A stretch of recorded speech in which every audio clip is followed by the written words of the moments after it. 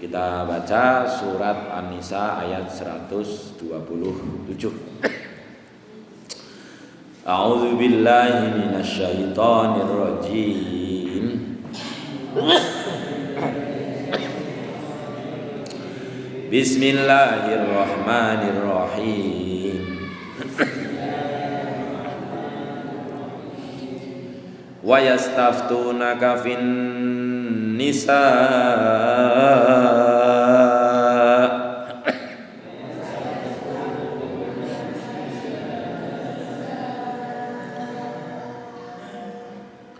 Qulillahu yuftikum fihinna wa ma yutla alaikum fil kitab.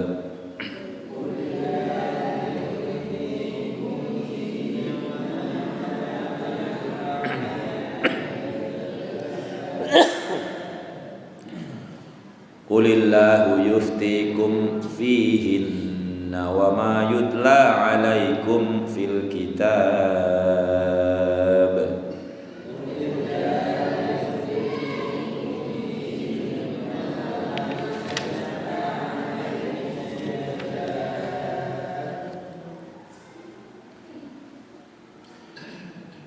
Wa ma yutla alaikum fil kitabi fi yataman nisa illati la tu'tunahun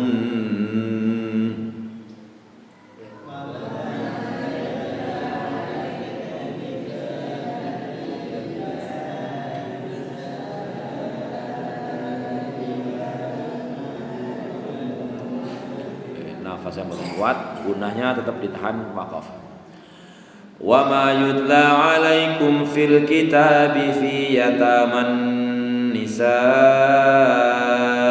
illati la tu'tunahun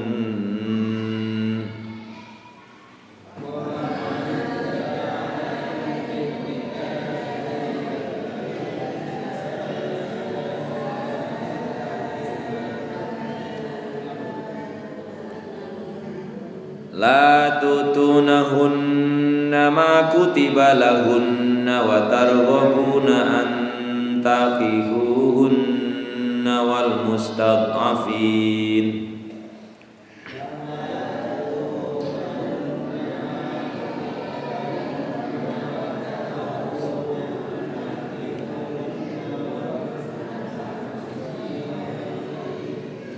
la tutunahunna ma kutiba lahunna wa targhabuna an tankihuhunna wal mustad'afin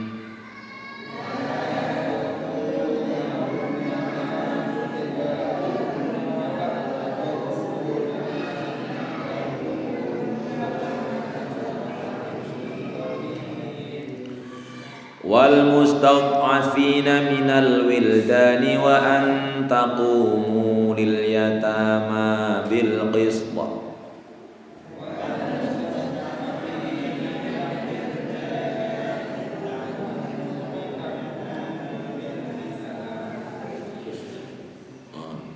Dimatikan namun ti ya waqaf bil qist. Wal mustad'afina minal wildani wa an taqumu lil yatama bil qist.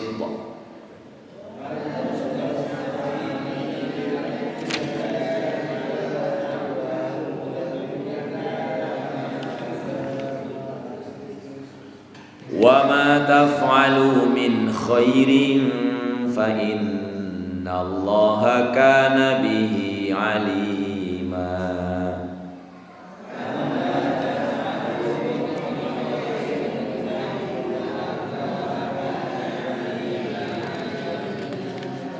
Wa ma taf'alu min khairin fa innallaha kana bihi alima.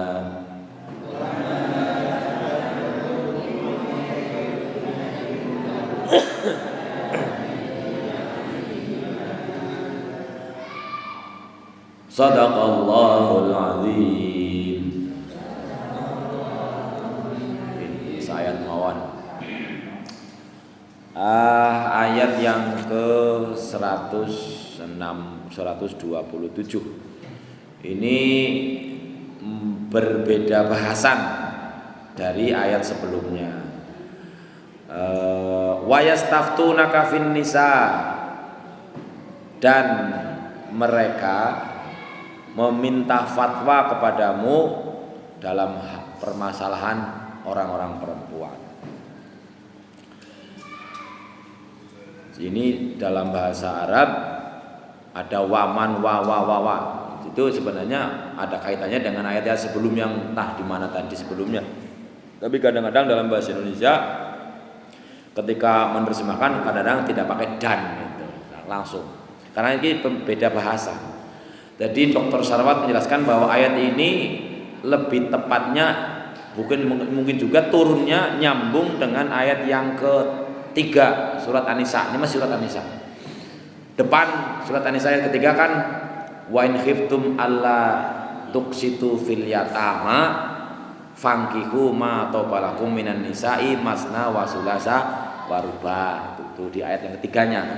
Kalau kamu khawatir tidak bisa adil jika menikahi anak-anak yatim, maka nikailah yang lainnya saja, perempuan mau 2, 3 atau 4 gitu. Nah, ini ayat ini menjelaskan tentang pertanyaan seorang sahabat. Mereka menanyakan kepada Muhammad minta fatwa tentang perempuan. Seperti apa?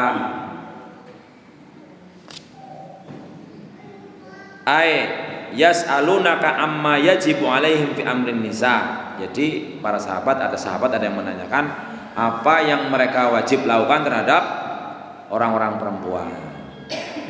Lalu Allah menjelaskan qulillahu yuftikum fihinna. Katakanlah Allah memberikan fatwa dengan penjelasan tentang perempuan. Wa ma yutla alaikum fil kitab, dan apa yang dibacakan kepadamu dalam Alkitab Al-Quran dalam ini fi yataman nisa, terhadap anak-anak yatim perempuan. Ini dijelaskan oleh Dr. Sarwat tadi bahwa kondisi zaman dulu di sana dengan di sini juga berbeda tentang kaitannya dengan anak yatim. Ini kaitannya dengan masalah harta dan rumah tangga. Umumnya kalau di Indonesia kalau ada orang mendengar anak yatim itu kan ratakan anak orang nggak punya, iya nggak? Padahal sebenarnya kan yang namanya anak yatim bisa apa ya, wong sugih banget. Misalnya apa yang sugih banget lah, kayak wong sugih banget lah, bapaknya mati, dan terus anaknya lalu yatim, apa terus orang sugih? Ya sugih kan. Tetapi kenyataannya kalau di Indonesia kalau mendengar anak yatim itu di sininya, oh berarti pansuan panti asuhan anak yatim, anak-anak murah dua rata-rata pemahamannya kan. Ini tapi kondisinya sedang dibahas adalah tentang masalah harta anak yatim dan anak yatim perempuan. Di zaman ayat-ayat ini turun itu ada, ya bukan ada, memang adat di sana itu di Timur Tengah, di Mekah, di Madinah, di tempat ayat Quran turun. Ketika ada anak yatim perempuan lalu diasuhnya itu ya di rumah yang mengasuh. Makanya Rasulullah mengatakan ana wa kafilul yatim kahata ini. Kalau di sini kan biasanya diasuh anak yatim ya di panti asuhan, kira-kira seperti itu. Di sana diasuh, kemudian misalnya dari kecil diasuh, dipelihara, dikasih makan dan sebagainya. Kemudian itu yang baik yang mengasuh itu saudara sendiri maupun orang lain. Kalau keponakan berarti anak saudara kan, berarti kan keponakan mahram bukan ya? Mahram ya? Mahram itu nggak boleh dinikahi. Ponakan boleh nikahi nggak? Orang boleh ya. Lah siki umpamane sepupu kudu mahram. Nah, sekarang kalau misalnya sepupuku kan anaknya sing nom. Anaknya lilik ya. Ya kan? Anaknya lilik kan anaknya Pak Gede.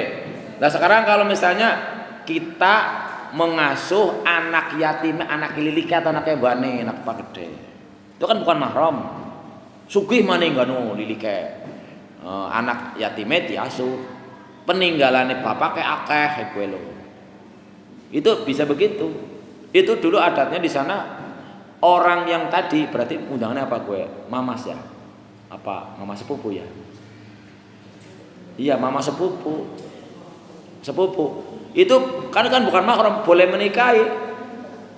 Dan kalau dia kadang waktu itu ada orang yang berpikir, lah kan ki wis tak rawat nang nyong ya kecilik, kompani nganti gede, barang gede kok ayu ya. Hartane akeh. Ya ora perlu mas kawin lah. Ora perlu mahar. Di samping itu juga pemahaman mahar kalau di sini kan lolos gampang. Saya dulu bawa mah masuk mahar ya. Alat sholat bae gue. Di Indonesia kan mahar murah banget. Meskipun ada hadis yang menyatakan iltamis walau khotaman min hadid atau mungkin khairuhunna man aisaruhunna mahron, itu hadis ya, ajaran Rasulullah bahwa wanita yang terbaik itu wanita yang paling mudah maharnya. Bahkan ketika Ali bin Abi Thalib mau menikah sama anaknya Rasulullah, gue sebutannya apa, sepupu ya? Apa bola sebutannya apa gue? Fatimah apa nih Ali? Sepupu mbok? Ya sepupu. Itu kan ada orang duit akeh. Iltamis wala khataman. Golek akeh ora apa-apa, ora cincin besi ora apa-apa nggo mas kawin nih gitu. Jadi meskipun hadisnya ajarannya bahwa mahar itu memang yang paling baik bagi adalah yang paling murah, paling mudah. Dan jangan diterjemahkan itu petukon. Emang barang dagangan apa? Karena ada iyalah nama siapa yang mau diwehi peningset apa peningset malah itu mahar gue namanya peningset. Lamaran diminta anda jadi bilang masa mung 5 gram lah murah temen kowe regane enak aja gelem balikna. Lu petukone jare murah temen emang dol tinuku. Ngedol tinuku dikapak-kapak becak-becak ya uli barang banget dewek. Ya sekali lagi meskipun hadisnya mengatakan wanita yang baik itu adalah wanita yang paling mudah maharnya dan ada perintah kowe ngana golek kalaupun cincin besi, tetapi adat lah ini masalahnya. Adat di Timur Tengah itu ketika Rasulullah menikah, wah panjang apa mahare kowe? Mbok unta berapa puluh miliaran bahasane lah. Jadi memang adat di sana itu terutama ketika masalah mahar itu ya bahkan perempuan boleh menyebut nyong gelem dadi bojone dengan tapi syaratnya nyong diwehi anu bagi kayak mahar min sing biungku mahar misil apa sebutannya boleh gitu lelakine waris cocok ya gelem ya orang gelem ya ora dadi gitu. Itu tetapi karena ada orang yang setelah kemudian merawat anak yatim dari kecil sampai besar bareng gede kemudian tak ayu lah tak bojo bae lah wis kowe tek nikah ya ora sama maharan wis nang nyong itu enggak boleh itu. Harus di sini kan disebutkan tentang itu bahwa Allah menetapkan dia harus ada mahar karena itu kewajiban bagi calon suami. Wal mustad wa tadi allatik tentang wanita-wanita yang kamu tidak berikan apa yang Allah wajibkan untuk dia, untuk haknya perempuan. Wa targhubun an tankihuhunna dan kamu berniat senang ingin menikahinya. Jadi ada seperti itu bahkan di sana dulu ada ini karena masalah-masalah harta benda ya sampai dari Adam sampai hari kiamat kalau kita amati kan sing jenenge orang hidup rebutan berjenjangan kan mung telu rebutan dunia harta benda rebutan pangkat rebutan bojo. Wong anak Nabi Adam udah begitu. Habil Kabil paten si Qabil mateni Habil gara-gara kepengen uli iklima bojomo. Jadi zaman Rasulullah diutus ya tetap juga ada masalah harta ini jadi rebutan. Dalam arti ayat ini berkenaan dengan orang yang memelihara anak yatim entah baik itu masih kerabat atau bukan. Lalu anak yatimnya mendapatkan punya warisan banyak lalu dia ingin menguasainya. Metodenya caranya kalau bocah gue ayu di bojo dewek ngodoli otomatis hartanya masuk punya barang-barang atau ngeranu wong elek ora ayu ora kepengin bojo dibayi primen aja bojo karo wong liya nganti mati ora li bojo men kok hartane dari warisane ora bener bae Artinya zaman dulu sudah ada orang begitu sampai kiamat ya ada orang masalah harta seperti itu, ada yang rebutan istilah bahasa Jawane kepengen ngalap kok harta gue mau burekane bu hartane sapa pokoke gitu bonyong bae lah gitu. Kadang-kadang sampai ada pepatah yang enggak pas, jangan cari yang halal, sing haram be angel. Kaya gue sehingga orang peduli halal haram lah pokoknya ya gue ya kacau begitulah. Naudzubillah summa naudzubillah ya. Jadi ya kita mudah-mudahan bisa karena mendapatkan pembelajaran ya lebih berhati-hatilah, ittaqillah, bertakwa, berhati-hati. Jadi ini Allah menjelaskan tidak boleh begitu, itu artinya tidak boleh begitu. Artinya kalaupun dia malah kadang-kadang juga kalau tadi dipikir apalagi itu anu sepupu ya dirawat dewek kan wis kaya Rama Biyung undangnya kok terus jadi bojone wah gue temen lah. Ya memang kalau masalah hukum bukan masalah wagu tidak wagu, kalau di sini ya jelas pamit teh jabang boy loh. Ada kadang-kadang ya orang juga berat ya, misalnya ditinggal istrinya udah setahun orang bojo karena ngomong diaruhi wong diaring diwer dadi wong orang bojo-bojo sementara menderita lah gitu. Ya kita sebagai orang yang tahu syariat ya, syariat membenarkan, tetapi ketika masalah syariat itu tidak mengharuskan ya jangan kita kemudian madani ngata-ngatain orang-orang yang mampu melaksanakan syariat yang bukan wajib itu gitu. Jadi karena misalnya kayak tadi orang tua asuh karena bukan mahram boleh menikahi anak yang dididik dirawat dari kecil, boleh-boleh saja. Ya jangan dikelamit-kelamiti. Kelamite kejebule kae wong kanu arep ngalap bocah kae dewek tinggu dewek lah tinggu dewek. Iki pada bae romangan-mangan lah ya bukan begitu, syariatnya membolehkan kok. Tapi yang penting kita berdasarkan syariat, maka apapun kita kembalikan kepada hukum syariatnya boleh apa tidak. Kudu apa ora. Ketika tidak kudu, tidak harus, ada orang mau melaksanakannya, ya silakan saja. Bahkan di ayat yang kita selanjutnya nanti di situ ada ayat yang dibunyikan nih, ayat yang belum kita baca itu. Ayat yang ke-129. Walan tastati'u an ta'dilu bainan nisa'i walau kharastum, gitu bahasane kowe ora bakal bisa adil lari wong-wong wadon meskipun kepengine kayak apa. Nah, ini pemahaman tentang adil. Jadi ada kasus nanti di ayat-ayat mana ayat yang sebelumnya ya? Wal sulhu khair. Nah, ke ayat selanjutnya nanti ayat sesudahnya ayat yang ke-28 itu tentang orang yang punya istri lebih dari satu. Biasanya kan anak sing tua, anak sing nom ya. Tapi kalau dilihat di Indonesia rata-rata poligami nom kabeh. Anggota DPR bojone telu nom kabeh. Terus ada saya lihat di YouTube di Jawa Barat. Nah, sing nom golekna ya mandan tua titik banget tapi golekna maning, sing golek sing wadon. Jenengan bojo maning ya golekna lebih nom, yuk mandan mirip. Terus sing bakul mobil ke Surabaya ya, sugih banget, mobilnya main-main banget, bojone loro, nom kabeh. Tapi bisa saja seperti ini, ada kasus di ayat yang 128 itu ada orang laki-laki punya, ya biasanya kan istilahnya kalau orang laki-laki kan bahasanya orang tahu apa ya, bukan orang tahu menopause, orang tahu tua apa kepriwe lah. Ya bahasanya kanggo del mendur ta ya tua iku mengisore nom kira-kira seperti itu, ada bahasa seperti itu sehingga bahasanya orang mandek bahasane. Kalau orang perempuan kan enggak, menopause kadang-kadang lah orang penting gitu misalnya. Tapi syariat memungkinkan ada orang punya istri sudah tua, mungkin sudah enggak bisa memberikan pelayanan ataupun merawat suaminya dengan baik, lalu kok terus suaminya menjadi tidak adil. Lah kemudian ayat itu membolehkan, ya silakan baik kowe bojo tua karo bojo sing nom, ya rembukan uli-uli bae. Lah ya Dek, ya wong yang ora bisa merawat bapak yang wis tua yang ngono ya, misalnya jatah giliran kok ngermes kudu nginep nanggonmu ya ora apa-apa. Itu boleh. Sing penting dua-duanya ridho. Makanya pemahaman adil bukan berarti sama rata. Rasane jenengan Mas, jenengan seneng ngaring nyong kalau seneng dia pirang persennya pada pora. Ya enggak bisa. Apa Nabi Muhammad bisa? Gak bisa.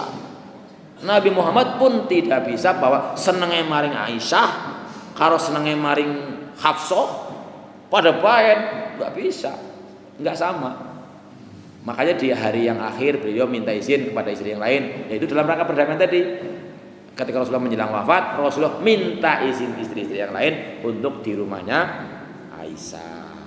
Tuh. Maka ayat ini mengatakan ramane ora adil, masa nyomong diwai 5.000, kae diwai 10.000. Yang adil itu pada.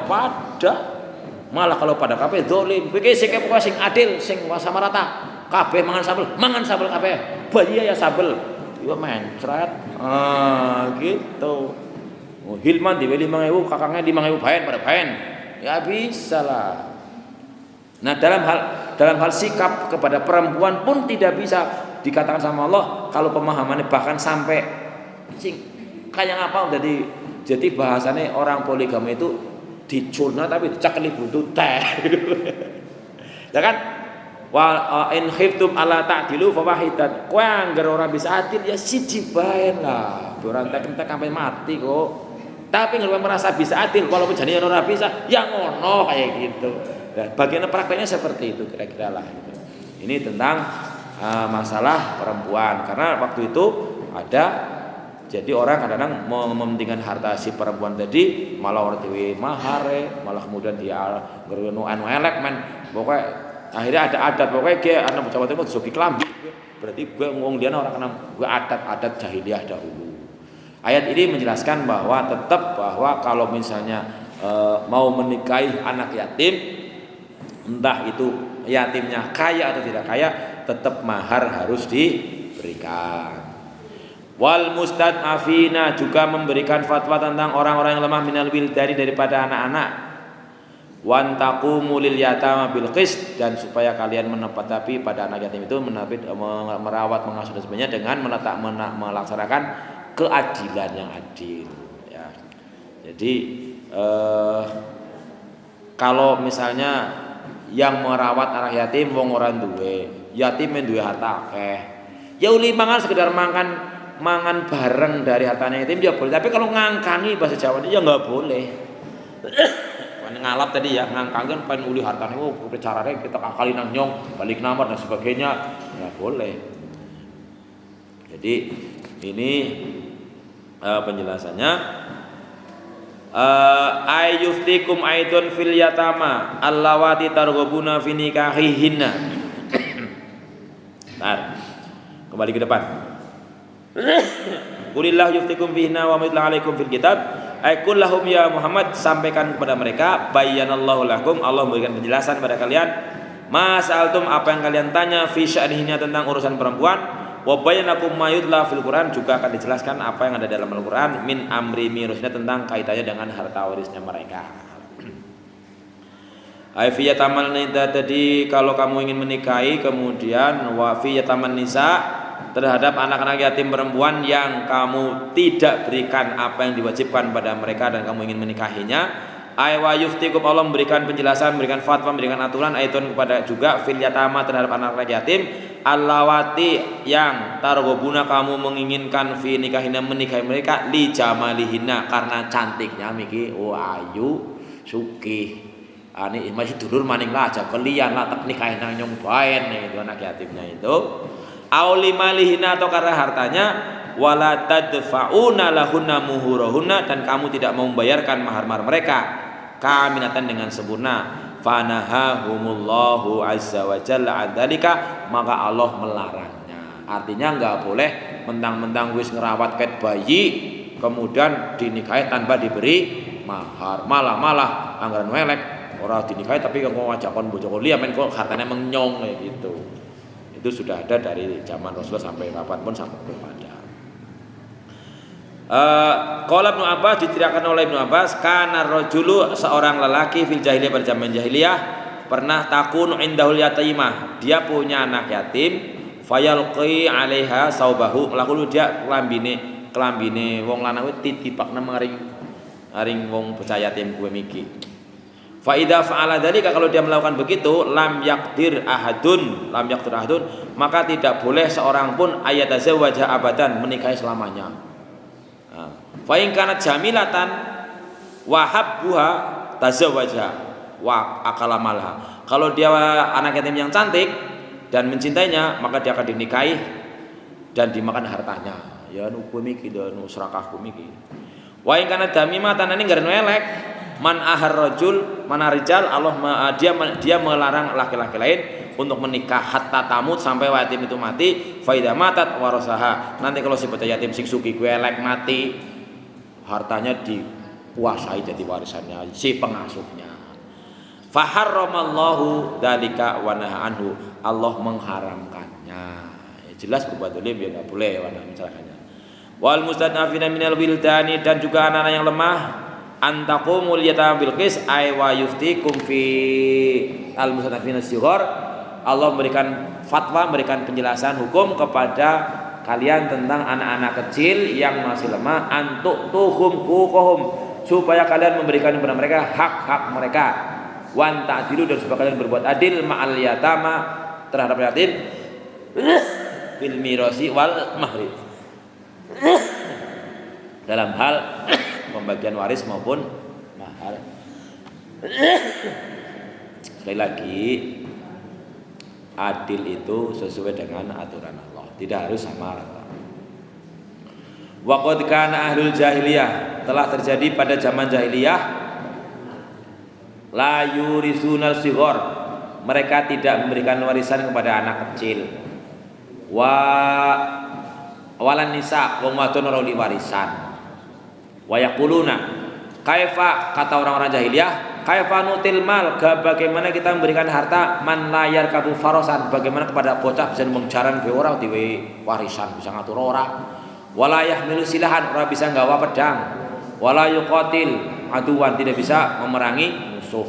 Karena bagi mereka menganggap bahwa yang paling berjasa itu laki-laki. Laki-laki kan bisa numpak jaran, bisa membela luar dan sebagainya. Wadon kan urusannya nang omah. Itu jahiliyah. Itu tidak boleh begitu. Fanahahum Allah an dzalika, maka Allah mencegah yang melanggar demikian. Wa amarum ayutuhum nasibahum minal miras, supaya memberikan warisannya meskipun masih anak kecil. Cuma saja kalau anak kecil itu diupayakan jangan langsung dipasrahkan, tapi menunggu anak itu dewasa bisa mengelola hartanya sendiri. Aja langsung bocah umur 5 tahun, kenapa oleh warisan duit ge Kang Rama munyah semiliar cung. Oh ya wis bubar ora karuan.